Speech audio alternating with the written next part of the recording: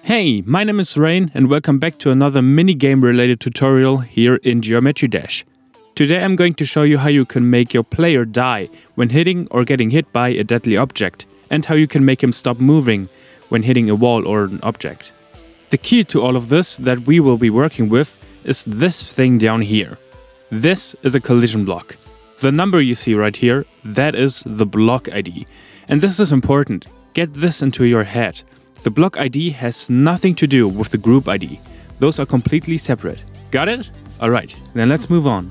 What you want to do is put the collision block on your player and give it the same group IDs. In my case, that's 1 and 2. The other IDs are just for the arrows that show which direction I'm going in. And again, put the block on your player. Now, I'm going to put the block here, make sure it's group ID 1 so it moves with us, and when I playtest it, now you can see I'm just going through the block and nothing happens. And that's what we'll try to change now. So, we need another collision block. Make sure this one is group ID 1 as well so it moves with us. Make sure it's on top of the other block, and this one it's a new block ID, which in this case is 2. Also make sure to enable dynamic block. This is because this collision block is not static. It's moving with the player, so it's dynamic. So now that we have our collision blocks, we need a collision trigger.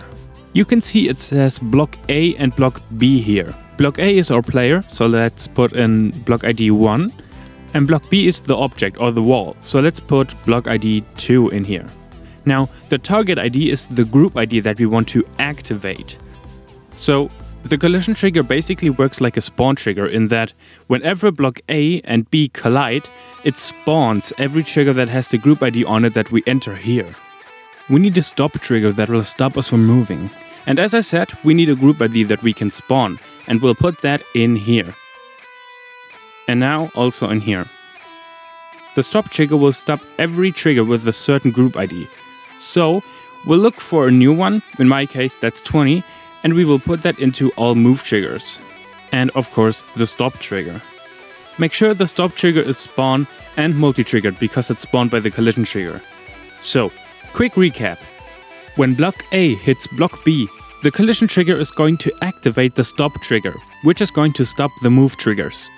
The problem is that we're still continuously spawning the move triggers down here. So what we want to do is select all of the spawn triggers on the bottom and give them a new group ID.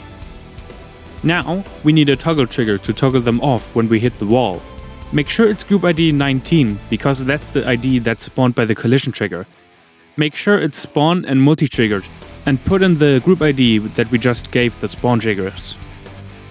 But obviously, we don't want them to disappear forever. So, we need a spawn trigger that's activated by 19 with a little bit of delay. Again, make sure that it's spawn and multi-triggered.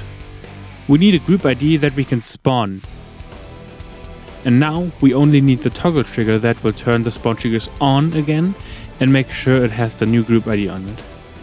And now, when I test it, the spawn triggers should dis and reappear. So, you saw me gliding through that block there, right? There's one crucial step I missed in the last video. Our player needs to move back in out. And really, that's it. And when I test it now, it should work.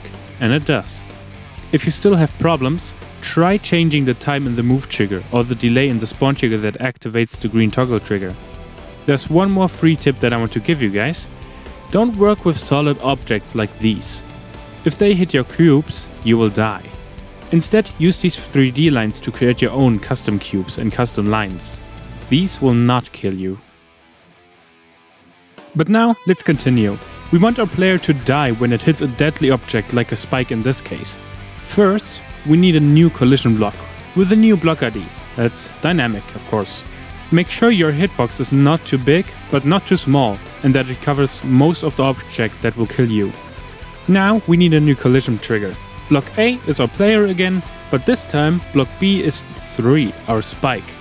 We need a new target ID. That's 24 in my case, and 24 is going to toggle on something. That something is going to be a spike that will kill our cubes. Obviously, when we play the level now, we will die instantly. So what we're going to do is we're going to make them invisible and make sure that they're group ID 1 and give them a new group ID. Now we toggle off that group ID down here, and we make sure that the toggle trigger is group 24, spawn and multi-triggered, and up here we can toggle it on again. And now when I hit the spike, the collision trigger should spawn the toggle trigger, which is going to toggle on the spike that kills us. That would be it for this tutorial. In the next one I will start working on the actual level, and sometime after that I will show you how you can make a health bar, so you can take multiple hits before you actually die. Until then, I hope this was helpful.